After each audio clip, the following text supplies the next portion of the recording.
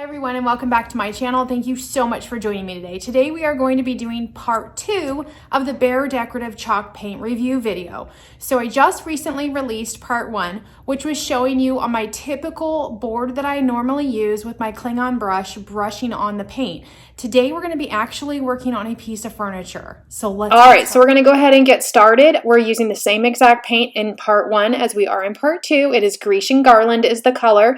I'm going to go ahead and thin this. All paints pretty much need to be thinned when you're spraying them, and this one is on the thicker side, so it definitely needs to be thinned. I'm not going to go into detail about thinning paint. I've talked about that many times in different videos.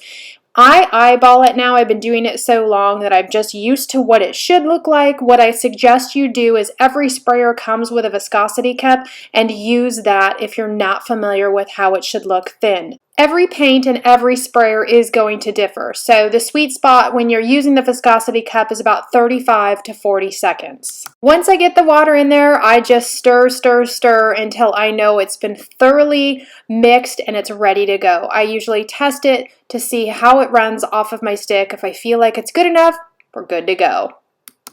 All right, now that I have the consistency down, we're ready to get the gun assembled. Let's talk about a couple of things. Dry time is about 1 to 2 hours, so that's when you're going to go back for recoating. I'm going to assume this is going to take about 2 coats. It's a pretty good consistency paint, and I've heard the coverage is really good. So recoat 1 to 2 hours. You definitely can sand in between coats as well. That is absolutely okay if you feel like you need to because it feels gritty or minerally. Absolutely okay to sand in between coats. And keep in mind this is not an all-in-one paint, so this will require a top coat. You can choose wax, you can choose a water-based poly, whatever works for you. Today I'm going to go ahead with my water-based poly. Alright, so first things first, I'm going to go ahead and use my trusty crud cutter to go ahead and clean this piece. I'm going to give this one a really good bath because it is a really old antique and I'm sure it's got a lot of stuff built up over the years. So you just want to give it a really good clean. And as I suspected, gross. Look how much stuff is on that piece. That's why it's so essential to clean your pieces. And like I said, sometimes you'll have to repeat this process 2 and 3 times depending on how old and how much that they may have on their surface. And the next step, as I mentioned, is to use a wet cloth and then a dry cloth to go ahead and go over that crud cutter. You don't want to leave any of that residue behind because your paint could have a reaction with it. So I always do this after cleaning with my crud cutter or TSP alternative. Alright, I'm masked up and we're ready to go. So as you see, I turned the piece upside down. Whenever you're working with something with legs like this, it's always a better idea to start upside down because that way you're going to go ahead and get everything underneath first, and when you flip it, you'll have what's left on the other side. Now, as you can see, I keep adjusting my nozzle because I feel like it is not coming out like it normally does. So there seems to be something holding it up. I'm not exactly sure. All right, well, after checking everything, I couldn't find any reason why it wasn't coming through. So what I ended up doing was just opening that nozzle a little bit more, and now it seems to be flowing just fine. Different paints are going to run through your guns differently, and sometimes it's just about making the right adjustments. Okay, so my initial thought as it's coming out of the sprayer is it feels a little thick, and you could probably see me in the very beginning. I kept adjusting my spray nozzle because I felt like it was having a hard time pushing through. You guys saw how thin that paint was, so I don't want to thin it anymore. And I can tell you because I spray so many pieces every month that you get used to the way paints push through and how they actually feel coming out of the sprayer. And so I did have to open up my nozzle quite a bit. I'm not exactly sure why. The paint is thinned completely fine, and there's nothing wrong with my spray gun. I use this, like I said, every day, all day. So I don't exactly know why I was feeling a little bit of that push, like it wouldn't come through, but after I opened up the nozzle a little wider, it felt a lot better, and as you could see, was spraying very nicely. there's a really fine line here when you're spraying. You don't want it to push through so much product because you're going to have runs and drips and way too much going on your piece. And in this case, it's, you know, it's not a real solid piece. There's a lot of openness with the legs. And then you can have the opposite problem where you feel like it's not pushing through at all. So sometimes it's just about the adjustments. And that's why I tell people all the time, I can't give you the exact formula for each paint that needs to be thinned and how you need to spray it and how you need to make your adjustments and settings on your sprayers, because it's going to vary per product.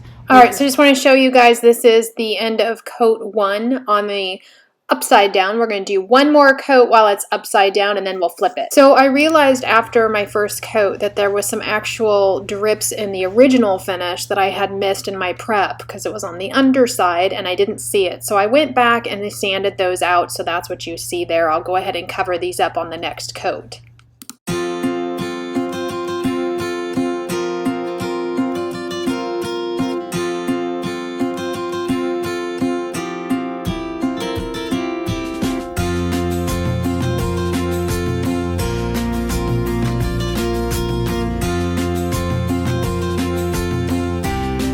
All right, now we're flipped and ready to start our first coat on this side.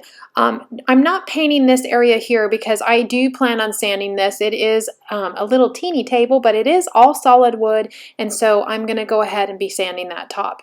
What I'm showing you here basically is just how when you flip it, there's so much more that you miss. So that's why on these pieces like this, it's great to flip them right side up, upside down. You get all the angles and get really good coverage everywhere. So now we're just going to go ahead with our first coat on this side.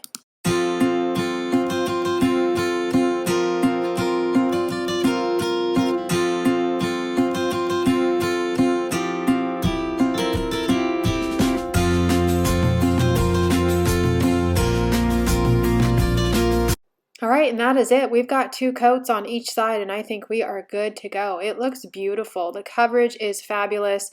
The finish is really, really nice. I went ahead off camera and sanded this and did a wash on the top. You guys have seen me do that a few times, and I have other videos that feature that, so I didn't want to take up the video doing that since today the focus is the Behr chalk paint. Alright, for today's video I'm using General Finishes High Performance Top Coat in Satin. It's pretty much my go-to for all projects. Same rules apply when applying the paint as the top coat. Stay about 6 to 8 inches away and don't try to cover it all in one coat. Alright, so here we are all top coated. I did the top of the piece as well as the entire body of the piece applying my top coat. I did 3 coats and we're good to go. Alright, and here's the final reveal. I feel like it came out really, really good. The color is just perfect and it was very easy to work with. And one thing I'll mention is it didn't feel like or look like a traditional chalk style paint. It was very smooth.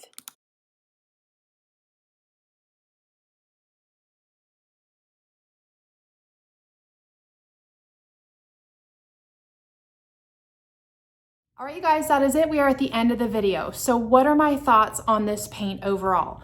I will have to say I give it a thumbs up. I really did enjoy working with this paint. Brushing it was very easy and spraying it, I really, really enjoyed. Now, here's the thing I'm going to tell you. Is this going to replace my other everyday favorites? No, it's probably not. For me, it's not. But that's not why I do these review videos. And I want to be really clear about that because I've done so many review videos over the years and I get questions all the time. Well, do you use that paint? Did you like that paint? And I get it. You know, I've reviewed something one time. So then you're thinking, well, what does she think of it? I think it's a great paint for a great price point and it's very convenient to get. And those are the things I look for when I'm looking to review a paint. A lot of times people will be in remote areas. They might not have access to some of the paint lines that you can order online.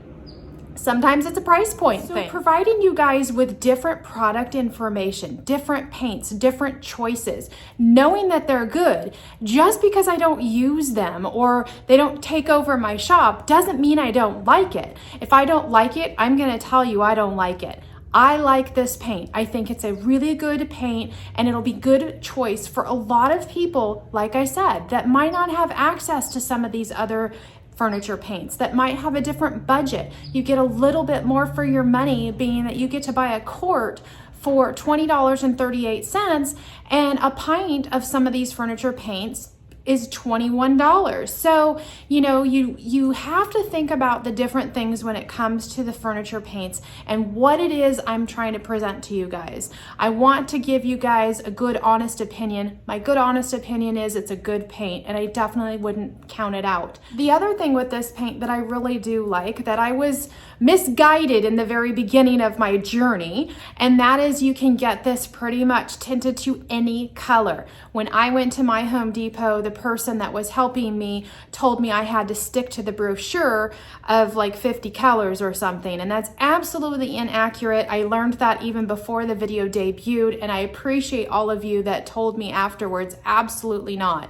But I did make that comment in video 1 that you can have this tinted to pretty much any color, and that was my initial thought process, and then I was told no, but that was not accurate. So I like that. I like that it has that flexibility, and I will use it again. I have done things like that in the past when a client may have asked me, I want a very specific color. I don't want you to try to color match it in your special furniture paints. And so I've gone and used paint like this that you can absolutely do that in. So I love the flexibility. It sprayed beautifully, was easy to use, just like any other paint that I've used. And like I said, there are some really great positives. So I hope this video was helpful for you guys today and you enjoyed it. Thank you very much for tuning in. If you are not subscribed to my channel, make sure you go subscribe and hit that post notification bell so you can get all of my latest videos. For those of you that are subscribed already, I so appreciate you. It allows you to be a part of my YouTube community, and it helps keep my channel growing. If you have any positive comments or questions, make sure you leave them down below. I love engaging with you guys, and as always, we'll answer your questions. Thanks again, and I'll catch you guys on the next video. Bye-bye.